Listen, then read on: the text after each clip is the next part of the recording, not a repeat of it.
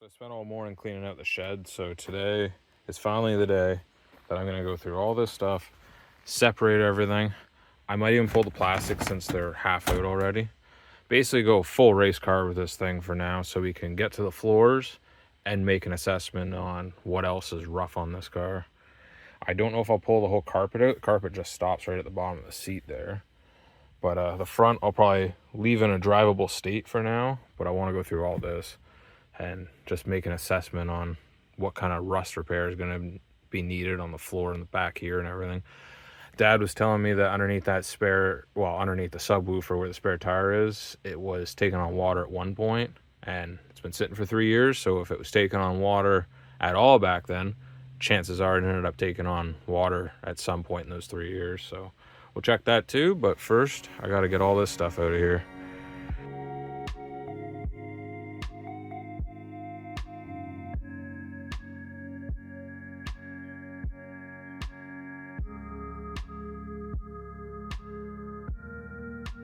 So it's better than I thought it would be. The spare tire well does have water in it, but it's actually pretty clean. The issue I have is in through here where the frame rail meets into the crash bar and stuff. Usually when it's rusting out from the inside like that, it means it's really soft in there. So I'm gonna have to check it from below and see what's going on, because it folds up to a lip here, and you can see where the plug welds kind of are from the other side. This foam's kind of in the way, but it's all plug welded to the floor pan. So that kind of worries me, because you can see that it's rusted on all the plug welds pretty much on the other side. And then that panel around the gas cap is really bad. The rust goes way higher than I thought it would on this side. I knew it was going to be bad, but it's going to have some custom work on top of the panel replacement to get all that out. Like, I knew it was kind of up to here, but I'm going to need a whole gas cap piece and everything. And I think the panels only go up about halfway through the gas cap. So that's going to be a bit of work in itself. But again, I'm not getting into that this year. We're just seeing what everything looks like. I don't even have a welder right now that works, so can't even start on any of this if I wanted to. And then up here where Dad foamed everything to make this into a cabinet, it's got some surface rust, but I can't tell if it's just, I think it's just surface rust from like the paint just being affected a little bit, like rubbing around and whatnot. Over here it's not really like that though. And then same thing back here, it's the panel's rusting right through into the inside. But I know that I'm gonna have to build some of the inner quarters when I cut the quarters right off of it. That's not a big deal. This side's actually pretty good, really. But this side's just a matter of needing to go higher than where the panel is. And realistically, I should just oil it and then deal with it later. But I don't plan on driving this much once I do get it back on the road, because it's almost like it's October now. So we don't have much time left before we're underneath snow anyways. But yeah, this is not too bad. It's something that a little bit of sandblasting and just generally sealing everything back up should fix, as long as that doesn't turn into a big ordeal with rust on the other side. It does have water underneath the back seat, which is a really weird spot that I don't usually see water get in unless something's leaking, but there's no sunroof. So I don't know if it's leaking up there and running through the headliner or something. The headliner does have to come out eventually, but all those side plastics are a total pain in the ass on these cars. They never come out easily. And then the headliner is a real pain in the ass. I think they're easier on these. I know on mine it was a pain in the ass, but it actually looks like it fit through the hatch a lot easier on this one, so maybe it's not too bad. So as much as I don't want to do this right now, because dealing with the seats and everything, this is it's clean under here, but the carpet is completely saturated with water, which means as it freezes and whatnot in the winter, it's just going to end up rotting out this side of the floor too. I don't know how bad it actually is underneath the sound deadening and everything, but the fact that this is dripping wet makes me want to get the whole entire carpet out of here now, so at least it's maintainable over the time that I'm going to have it sitting, like over winter, I mean. So I'm going to pull this carpet just to get it out of here so it doesn't cause any farther damage to the floor right now. I'd rather bare floors than carpet that I can't see getting saturated. That windshield is getting replaced. Hopefully I'm going to have it replaced before it snows really bad. But I know that's where all this water is coming from. And I hope the firewall's okay. But in theory, the water should just run down the firewall and be sitting on the floor. Like over there is definitely from sitting water. And this side's not going to be far behind if we don't do something about it now.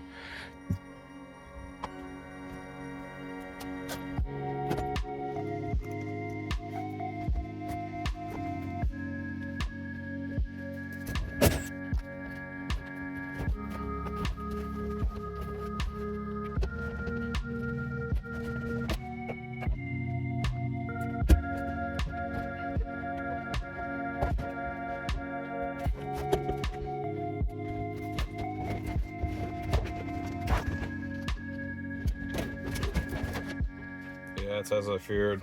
That floor is completely gone. I don't want to make it worse, but you can see light through it. And then this plug up here is just, there's nothing left of that plug. And underneath here seems okay, but it's just soaked. So I gotta like get that out of there too, which sucks because that's like a sound deadening kind of heat shield, like to absorb heat from the firewall and stuff, but it is soaked completely.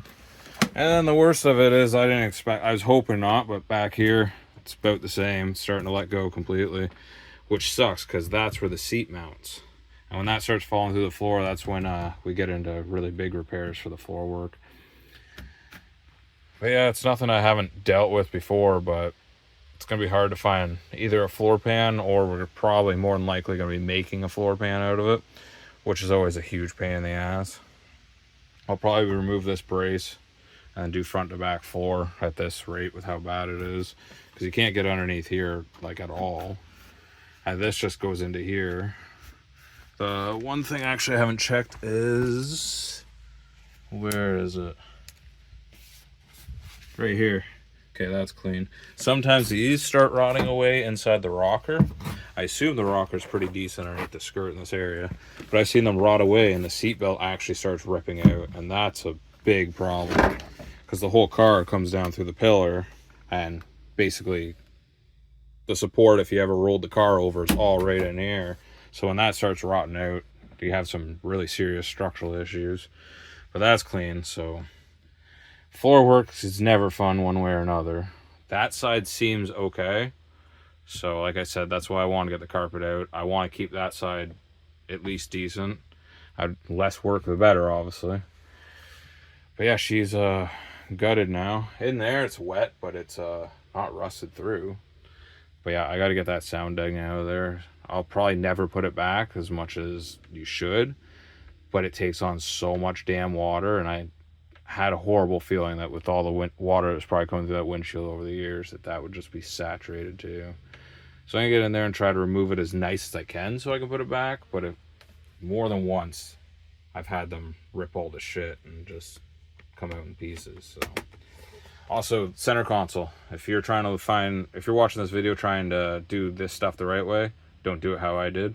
That shift knob, I don't know if it's got a set screw or what, but it doesn't twist off. So I couldn't get the shift boot off or the whole center console piece out. So I did it around the carpet, but that's not the right way to do it at all. I just didn't want to break the shifter and find out that it's some easy way to get it off that I don't see. But yeah. And I'm going to put the center console back. Even if I leave the carpet out and drive it a little bit, I'll have the center console back in because it's basically just sits there. Show how bad this is. It hasn't rained here in like 4 days, and this is how soaked this still is. Oh, it's not gonna do it. Oh, there we go. This is how wet it is, and it hasn't rained here in probably 4 or 5 days, and the car's been sitting in the sun most of the time, and that is still just soaked. So at least it looks, underneath here it looks half decent. Doesn't look like it's blown the firewall out or nothing crazy. See what happens when we get the sound deadening out of it, but you can see where the surface rust has started, where the dead pedal is and things. So I'm gonna continue getting that the rest of the way out. I don't want to put it back. If I did, I'll put aftermarket stuff back in, because it goes around the pedals, and I cut up by where the pedals are because I don't want to drop the whole pedal assembly out to get this out right now. So I'm just gonna keep tearing it out. It's the easiest and really realistically the best way to get it out. especially when it's all destroyed and old as it is.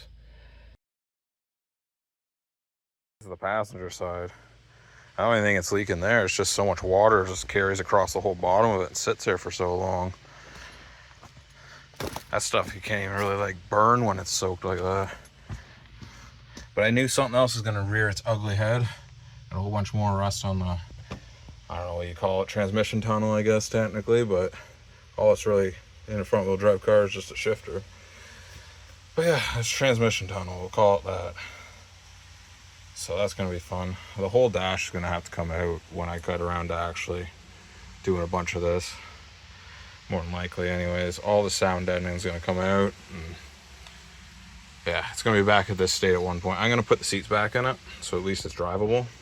But for the most part, I'm going to just have it like this for the time being. Like I said, at least when water comes in or whatever happens, it's much easier to soak it up and deal with it with the carpet out of the car right now. And now we kind of know what we're working with. That was the biggest thing, just to see what we're working with. Putting the ECU back, and then this popped right off, but look at how much water is just in between the sound deadening and the actual steel. It's just crazy. And then there's actual hole and another layer in there that's probably just completely ugly in there. But you can see, like, even where the seam is, just water over the years. Like, this is also coming up super easy, probably because all the water has softened the glue over the years. Like, this floor looks clean on this side at least, but I really hope that it's just as clean on the other side.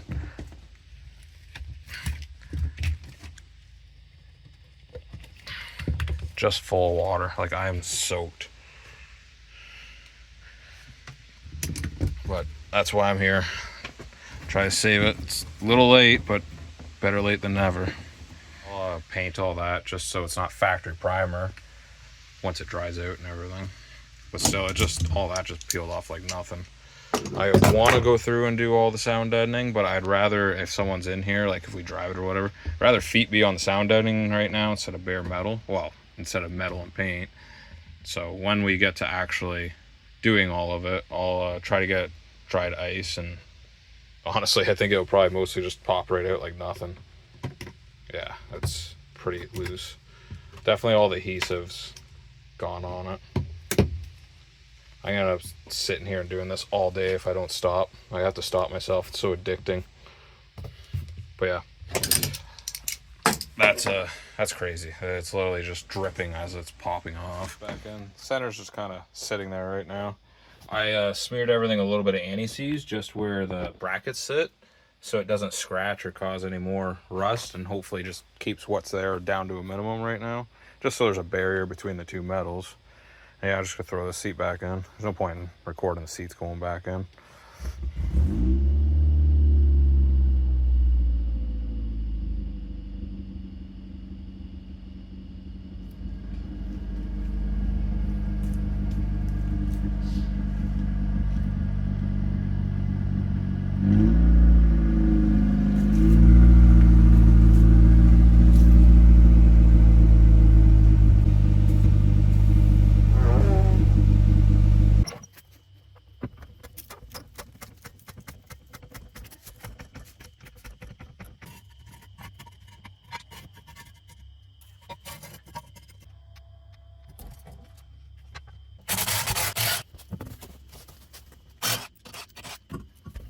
As I feared, the whole pocket in the back here is rotted out on this side. That muffler's definitely at the end of its days. Wow, it's not even a muffler anymore.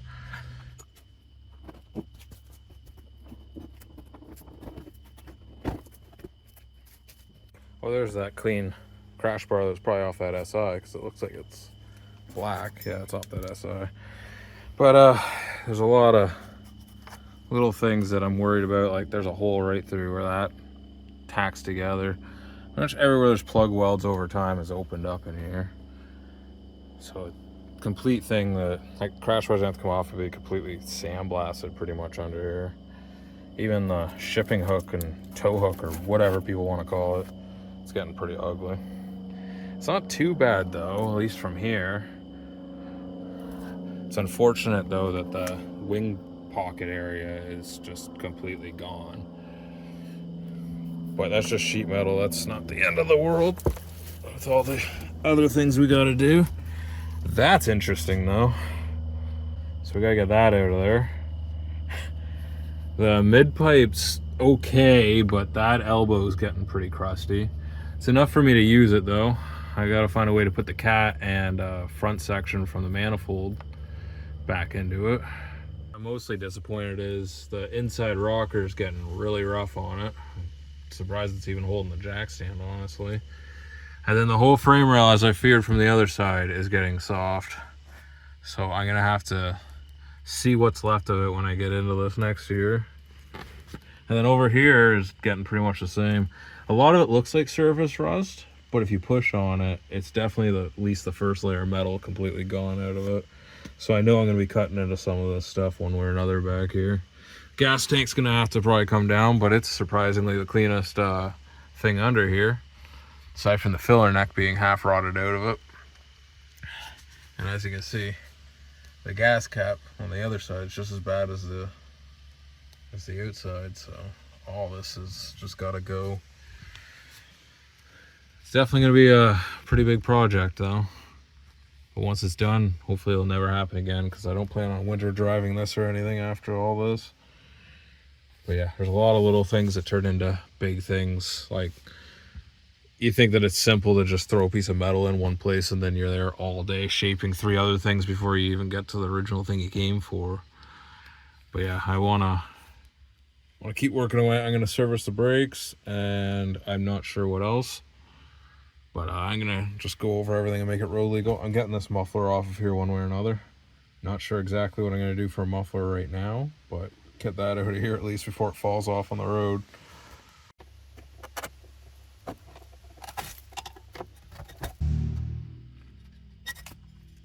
There ain't enough left on that to even consider it scrap.